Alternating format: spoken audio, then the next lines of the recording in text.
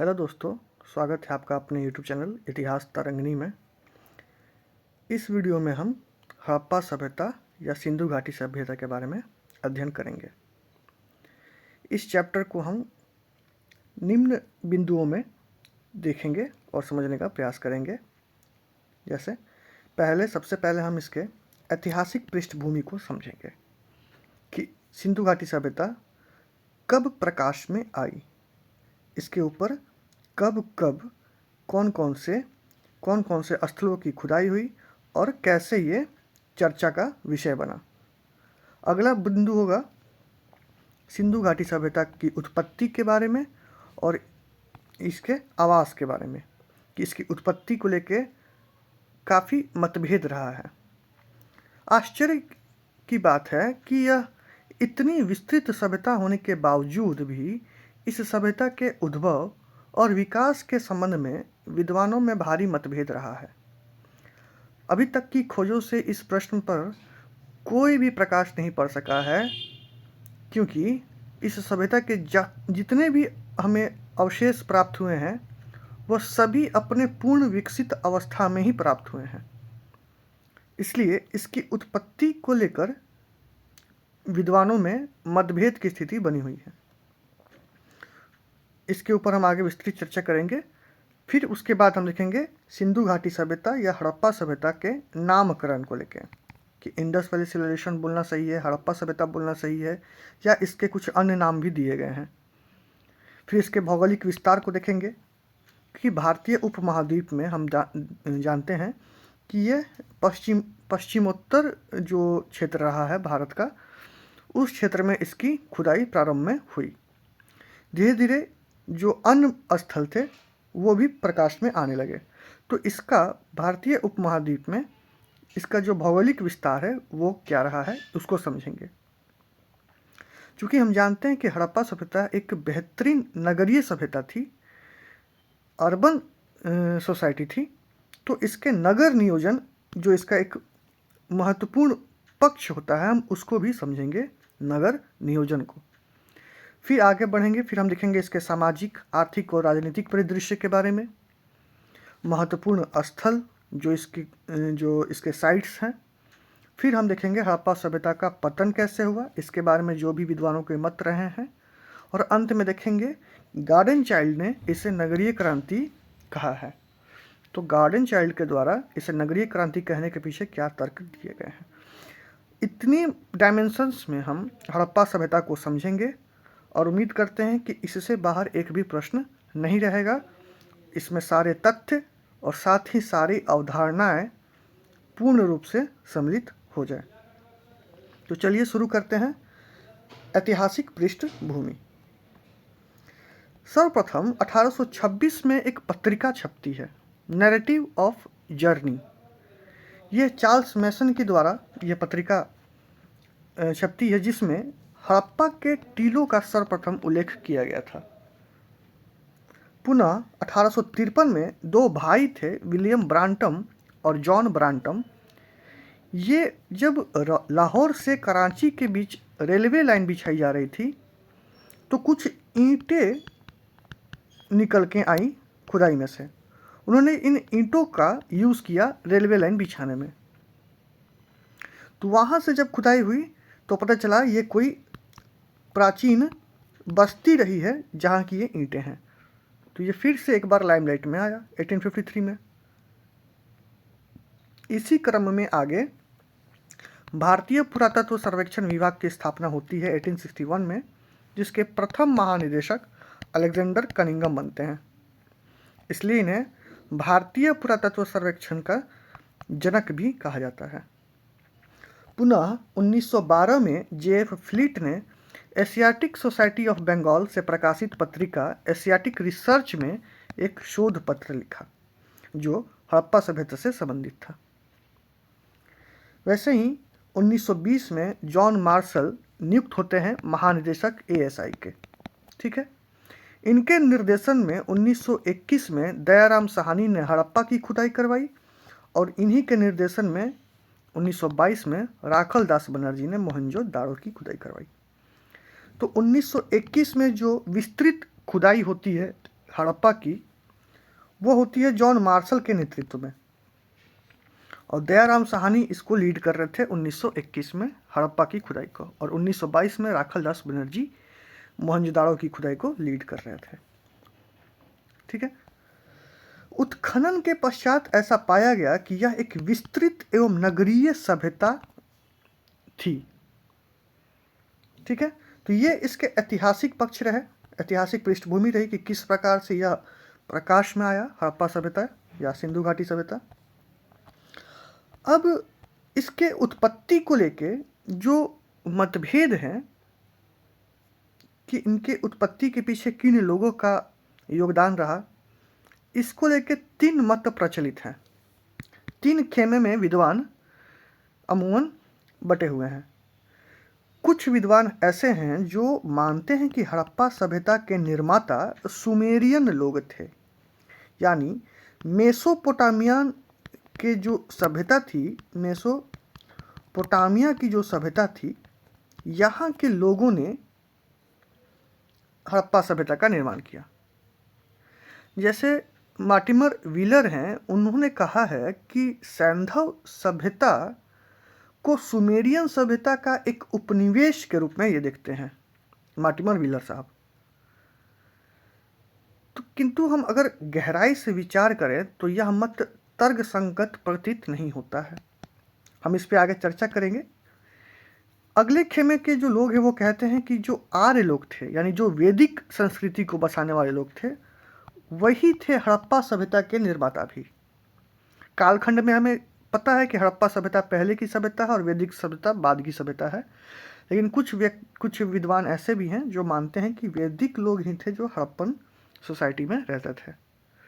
और अंतिम जो मत प्रचलित है वो कहते हैं कि जो द्रविड़ लोग थे, नॉन आर्यंस, जो इंडिजीनियस स्पीसीज थी इंडिया की, नॉन आर्यन की, वो द्रविड़ लोग थे, उन्होंने हड़प्पा सभ्यता का निर्माण किया था। देखते हैं सुमेरियन सभ्यता कहने के पीछे वो क्या तर्क देते हैं। देखो, सुमेरियन जो सभ्यता थी, जो मेसोपोटामिया की सभ्यता थी, वह इराक के आसपास की सभ्यता थी। मेसो का अर्थ होता है बीच में, और पोटामिया का अर्थ होता है 2 नदियां, यानी कि 2 नदियों के बीच में बसी हुई सभ्यता। वो 2 नदियां थी, दजला और फरात। ये जो मेसोपोटामिया की सभ्यता थी, यह हड़प्पा से प्राचीन सभ्यता थी। मेसोपोटामिया जो सभ्यता है उसमें कहा जाता है कि सुमेरिया जो है इसने जन्म दिया है, बीच में बेबीलोनिया आता है, उसने पाला है, और उत्तर में असीरिया का क्षेत्र है जिसने आत्मसात किया। तो मेसोपोटामिया की सभ्यता के लिए एक ये स्टेटमेंट बोला जाता है कि सुमेरिया ने जन्म दिया, बेबीलोनिया ने उसे पाला और असीरिया ने उसे आत्मसात किया। ये मेसोपोटामिया को लेके ऐसे बोलते हैं। जॉन मार्शल, गार्डन चाइल्ड और मार्टिमर व्हीलर, ये 3 ऐसे इतिहासविद हैं जिन्होंने हड़प्पा सभ्यता के निर्माता के रूप में सुमेरियन को माना है। अब हम इसका परीक्षण करते हैं कि क्या इसमें सत्यता है। तो सबसे पहले हम देखते हैं कि जो मेसोपोटामियन सभ्यता थी और जो हड़प्पन सभ्यता थी, उनमें समानताएं क्या क्या हैं। देखो, दोनों नगरीय सभ्यता है। यह याद रहे कि मेसोपोटामिया की सभ्यता हड़प्पन सभ्यता से पुरानी सभ्यता है, पहले की सभ्यता है। दोनों सभ्यताएं नगरीय सभ्यताएं थीं। दोनों सभ्यताओं को लिपि का ज्ञान था। दोनों की सभ्यताओं से हमें तांबे और कांसे और पाषाण के उपकरण प्राप्त हुए हैं, और दोनों सभ्यताओं में, हड़प्पा तथा मेसोपोटामिया की सभ्यता में, मिट्टी के बने हाथ और चाक के बर्तन हमें प्राप्त होते हैं। तो ये कुछ समानताएं थी जिसके आधार पे मार्टिमर व्हीलर साहब ने ऐसा सोचा कि सुमेरियन सभ्यता के द्वारा ही एक उपनिवेशीकरण हुआ है भारतीय उपमहाद्वीप में, जिसे हम हड़प्पा सभ्यता कहते हैं। अब हम जब इस पे विचार करते हैं तो हमें कुछ असमानताएं भी दिखती हैं।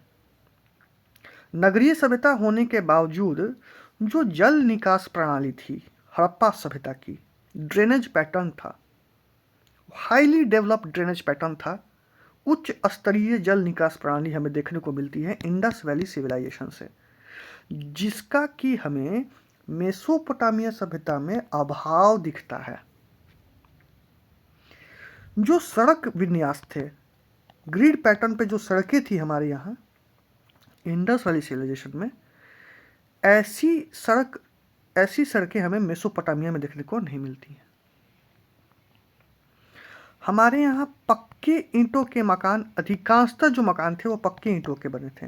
हालांकि सुमेरियन सभ्यता में भी कच्चे पक्के ईंटों के मकान थे, लेकिन इंडस वैली सिविलाइजेशन में जो पक्के ईंट थे, इनकी जो रेशियो थी वो फिक्स थी, 4:2:1। ये हाई क्वालिटी को दिखाते हैं कि कितने अप्रोप्रिएट थे वो अपनी ईंटों को लेके, उनके आकार को लेके, उनके साइज को लेके, उनके डायमेंशंस को लेके। दोनों सभ्यताओं को लिपि का ज्ञान तो था, लेकिन जो लिपि इंडस वैली सिविलाइजेशन में प्रचलित थी वह थी भाव चित्रात्मक, पिक्टोरियल थी। जहां मछली की बात करनी वहां मछली बना दिया। लेकिन जो सुमेरियन सभ्यता थी वो अक्षरात्मक थी, वो लेटर्स पे ही डिक्टेट करते थे अपनी बातों को, जो लिखते थे वो लेटर्स के फॉर्म में, अक्षर के फॉर्म में। और इंडस वैली सिविलाइजेशन के जो लिपि है परस्पर भिन्न है। साफ नजर आती है कि सुमेरियन सभ्यता की जो लिपि है और जो हड़प्पा सभ्यता की लिपि है वो दोनों परस्पर भिन्न है। सुमेरियन सभ्यता की लिपि पढ़े जा चुके हैं, जबकि हड़प्पा के अभी तक पढ़े नहीं गए हैं। कुल 900 अक्षर हमें प्राप्त होते हैं सुमेरियन सभ्यता से, और हड़प्पा सभ्यता से हमें मात्र 400 अक्षर ही प्राप्त हुए हैं। ये भी बहुत बड़ी भिन्नता है। मृदभांड के बारे में देखें तो जो बर्तन, जो मृदभांड हमें इंडस वैली सिविलाइजेशन से मिलते हैं, वो लाल पर काले रंग के चित्र होते हैं। जैसे वो गुलाबी रंग का होता है मृदभांड, उसको लाल रंग से रंग देते हैं और उसके ऊपर ब्लैक कलर से हम पेंटिंग करते हैं। ये हमें मिलता है इंडस वैली सिविलाइजेशन से मृदभांड। और सुमेरियन जो मृदभांड है वो प्योर काले मृदभांड है, उसमें कोई डिज़ाइन नहीं दिखता, लाल रंग का, पीला रंग का, काला रंग का, कुछ नहीं, वो प्योर काले रंग का मृदभांड हमें दिखता है। तो मृदभांडों में भी अंतर है। तो ये अच्छे खासे जो असमानताएं दिखने को मिलती हैं, तो इससे स्पष्ट तो होता है कि यह सुमेरियन सभ्यता के द्वारा बसाई गई एक उपनिवेश मात्र तो नहीं थी। हाँ, ऐसा हो सकता है कि हड़प्पा सभ्यता जहाँ भी हमें उनकी साइट्स मिली हैं वो अपने चरम पे थी, लेकिन संभव यह है कि अब जो खुदाई हो रही हैं उसमें हमें कुछ प्राक हड़प्पा संस्कृतियाँ वाली बस्ती भी अब मिल रही हैं। तो ऐसी संभावनाएं हैं कि ये जो प्राक हड़प्पा संस्कृतियाँ थीं, इन्हीं का विकसित रूप हमें देखने को मिलता है हड़प्पा सभ्यता जब अपने चरम काल में थी। तो ये परीक्षण होता है किसका? उन इतिहासविदों का जिन्होंने सुमेरियन को कहा था कि ये हड़प्पा सभ्यता के निर्माता है, और ये कहीं से भी तर्कसंगत हमें नहीं दिखता है। अब एक ग्रुप आता है इतिहासविदों का जो मानता है कि आर्य लोग थे जिन्होंने हड़प्पा सभ्यता का निर्माण किया था। इनमें पहला नाम आता है टी.एन. रामचंद्रन का, के.एस. शास्त्री, एस.आर. राव और डॉक्टर पुसालकर। ये ऐसे इतिहासविद हैं जिन्होंने आर्यों को हड़प्पा सभ्यता के निर्माता के रूप में मान्यता दी है। इन्होंने धार्मिक आधार पर यह निष्कर्ष निकाला कि आर्य हड़प्पा सभ्यता के निर्माता रहे होंगे। इन्होंने समानता क्या दी है? इन्होंने कहा है कि आर्य भी प्राकृतिक पूजक थे और हड़प्पा सभ्यता के लोग भी प्राकृतिक पूजक थे। क्यों? क्योंकि दोनों के यहाँ से हमें देवालय नहीं मिलते हैं, किसी भी प्रकार का टेम्पल नहीं मिलता है, किसी प्रकार का पूजा स्थल नहीं मिलता है। दोनों सभ्यताओं से हमें अग्नि कुंड का साक्ष्य मिलता है और जल कुंड का भी साक्ष्य मिलता है। लेकिन यहाँ भी कुछ असमानताएं, भारी असमानताएं व्याप्त हैं। हड़प्पा सभ्यता और वैदिक सभ्यता या आर्यन की जो सभ्यता थी उसमें हमें निम्न असमानताएं देखने को मिलती हैं। सबसे पहली जो असमानता है, हड़प्पा सभ्यता स्पष्ट रूप से एक नगरीय सभ्यता थी और वैदिक या आर्य सभ्यता स्पष्ट रूप से एक ग्रामीण सभ्यता थी। हड़प्पा मूर्ति पूजक थे, हमें आइडल वर्शिप का प्रमाण मिला है हड़प्पा सभ्यता से। पशुपतिनाथ का जो हमें मोहर मिलता है, जिसे हम आदि शिव के रूप से हम सिंबलाइज करते हैं, यह हमें मिलता है हड़प्पा सभ्यता से। और वैदिक आर्य मूर्ति पूजक नहीं थे, हमें कोई मूर्ति वहाँ से नहीं मिलती है। हड़प्पा के लोग शांति प्रिय थे, जबकि वैदिक आर्य युद्ध प्रिय थे। और हड़प्पा का जो पवित्र पशु माना जाता है वह एक सींग वाला पशु माना जाता है। हालांकि इसके बारे में संशय बनी हुई हैं, फिर भी इसमें जो एक मोहर प्राप्त हुआ है जिसपे एक सींगी कोई पशु है जिसका एक सींग है, आपने मूवी देखा होगा मोहनजोदाड़ो, उसमें भी उसको दिखाया गया है। तो ये एक यहाँ का पवित्र पशु के रूप में हम इसको मान सकते हैं। और वैदिक काल में जो हम पवित्र पशु मानते हैं वो है गाय। आगे देखते हैं, जो तीसरा मत है वो है द्रविड़ कुल के। एस कुमार चटर्जी और राखल दास बनर्जी ये दो इतिहासविद हैं जो ऐसा मानते हैं कि हड़प्पा सभ्यता के निर्माता और कोई नहीं द्रविड़ लोग थे। इन्होंने शारीरिक बनावट और भाषाई समानता को आधार बनाया। ऐसा माना जाता है, जैसे हम आर्य शर्मा में भी देखते हैं, उन्होंने लिखा है आर्य शर्मा ने कि बलूचिस्तान की जो ब्रूही भाषा है वही द्रविड़ भाषा है, वही द्रविड़ भाषा का आधार है। जैसे ये भारतीय उपमहाद्वीप है, ये गुजरात का क्षेत्र है, और ये पाकिस्तान का क्षेत्र, ये बलूचिस्तान का क्षेत्र है। यहाँ जो भाषा उत्पत्ति हुई जिसे हम ब्रहुई भाषा कहते हैं, ब्रहुई भाषा, यह द्रविड़ भाषा के लिए, द्रविडियन लैंग्वेजेस जितनी हैं इंडिया में, उसके जनक के रूप में इसको आर्य शर्मा कहते हैं। लेकिन केसी श्रीवास्तव में लिखा है कि बलूचिस्तान की ब्रूही भाषा को द्रविड़ भाषा के साथ संबद्ध करने का कोई पुष्ट आधार नहीं है। यहाँ भी मतभेद है। हालांकि राखल दास बनर्जी ने भाषाई समानता को आधार बनाया। इन्होंने कहा कि लिपियां दोनों की समान थी, द्रविड़ लिपि और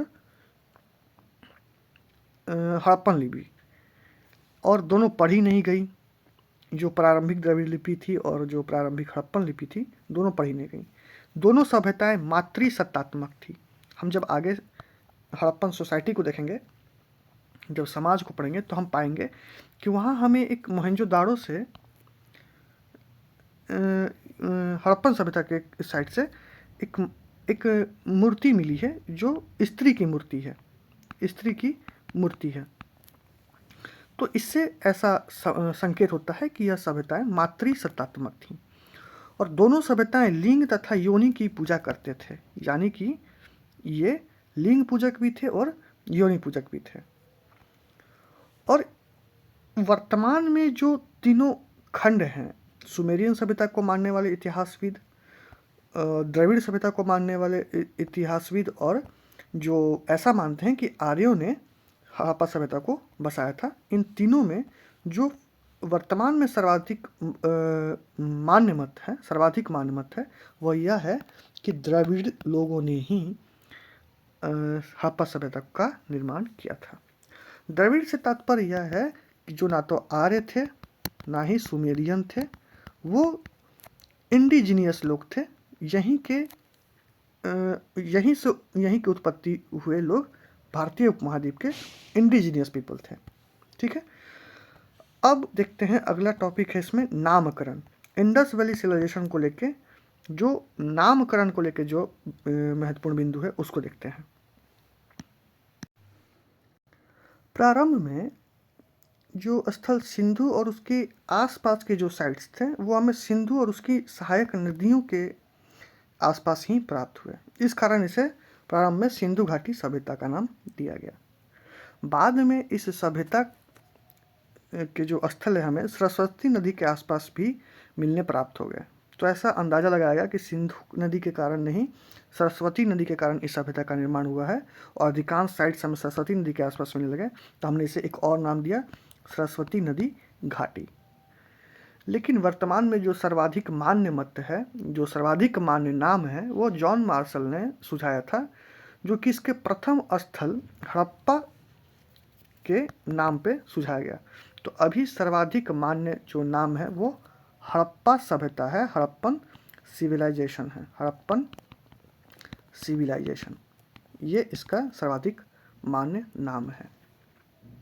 ठीक है, तो इस वीडियो में यहीं तक।